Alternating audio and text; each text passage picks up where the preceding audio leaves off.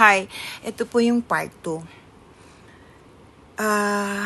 Recap, ito po yung part nung nandun ako sa loob na ng Biringan City, Mystical City. Kasama ko si Kring. Tapos nakaharap ko na po yung isang kagalang-galang na being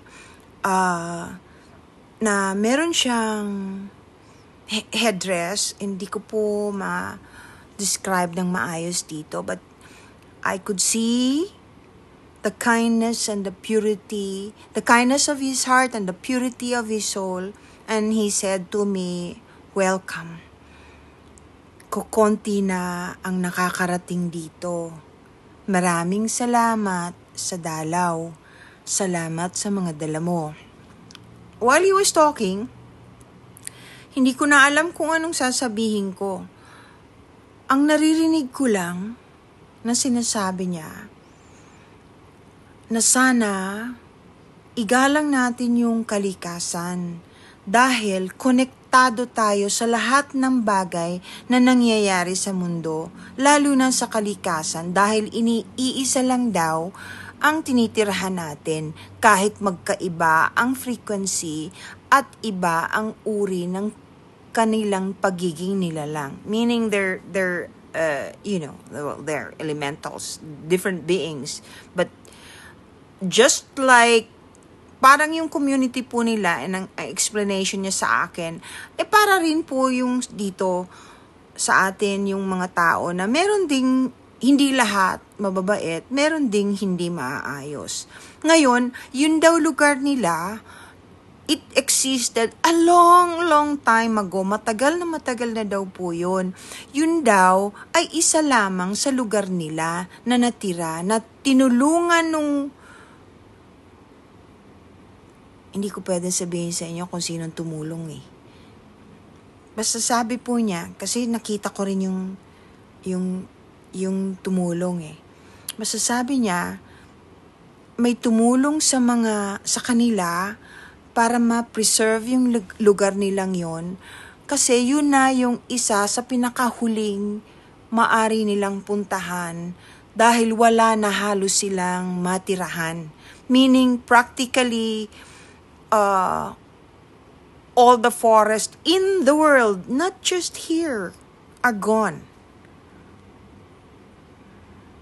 At saka yung elementals kasi, marami pong klase sila. Hindi lang naman isang uri yan. Tapos sabi niya sa akin, ito ang paraan para makatulong ka sa amin. Kailangan sabihin mo sa kanila na huwag magpumilit at magtangkang pumunta rito dahil maraming bagay silang nasisira sa kapaligiran. Hindi lahat ay maaring tanggapin. Hindi katulad noon. Kasi noon daw po, bukas yan eh. Bukas, it was open, but there are only a chosen few who are allowed to go. But there were quite a lot kasi maraming manggagamot. Marami daw manggagamot noon na nagpupunta doon na tinuturuan, lalo na yung kayang mag-adjust ng frequency, meaning, gifted probably, na tinuturuan nila ng iba't ibang uring panggagamot para makatulong sa mga ordinaryong nilalang. Kahit anya itanong mo sa mga ninuno ng iba hanggang ngayon, marami pang buhay na mga apo-apo ng mga matatandang dating nakapunta doon, mga taong tinuruan nila. Ayan. So, totoo po talaga pala. Kaya kung yung gusto talagang mag-research, meron pa rin daw pong mga buhay. Maaari po kayong sumagot dito kung meron kayong alam. Anyway, hindi po ito... Habang nag-uusap po kami,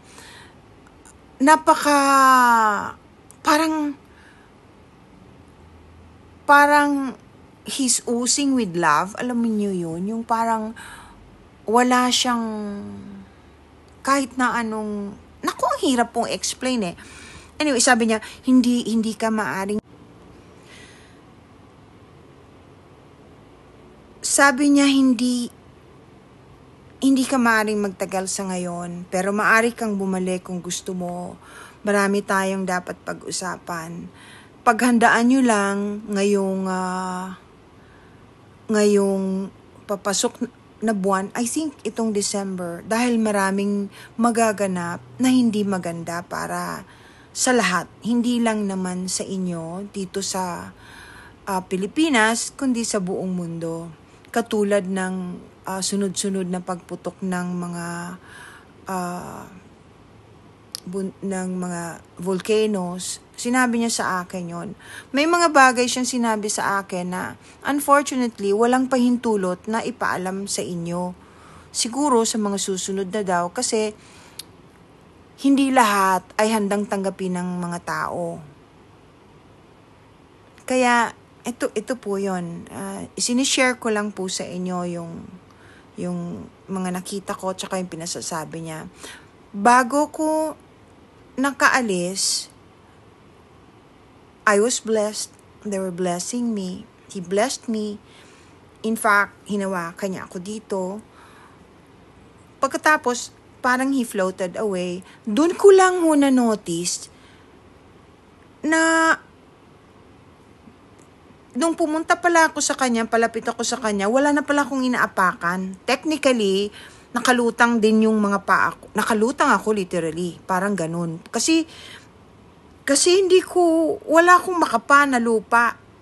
Pero, hirap explain. And of course, mabuti na lang, I'm used to quite a few of these things. Dahil kung hindi, magpapanik ka talaga.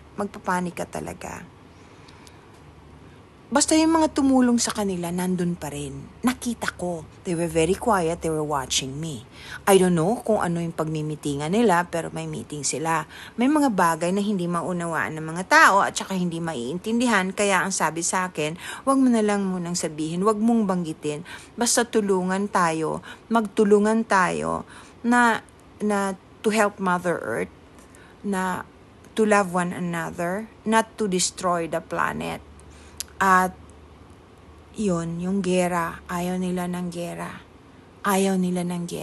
Mabuti na lang yung tumutulong sa kanila, ayaw din ng gera. At yung tumutulong sa kanila, matagal na pala yun na tumutulong sa buong, sa earth. Ano po? Yung mga nagsasabi na yun daw ay fallen angels yung nandoon, hindi po sila fallen angels. Iba po yung fallen angels. Wala po doon yun. Iba po yun. Ito po ay different kinds of elementals and others. Yung others, hindi po fallen angels. Basta yung mga tumutulong sa kanila are very powerful beings who's been helping, in fact, not only them, but the whole planet Earth. Ang kagandahan doon, they can be there and they can be seen. And the elementals, yung mga elementals po kasi naintindihan sila at marunong magpasalamat sa tulong nila. Hindi katulad natin mga tao. Ay nako. Maraming salamat po. Ano po, short lang naman. Pagka meron pa po kayong mga tanong, pwede naman po kayong mag-message sa akin. Titingnan ko kasi I'll try to do another post para masagot ko yung mga tanong ninyo through your messages, and comments. Pwede po kayong mag-comment tungkol sa biringan kung meron po kayong gustong itanong at susubukan ko pong masagot kung ipahihintulot sagutin. God bless everyone.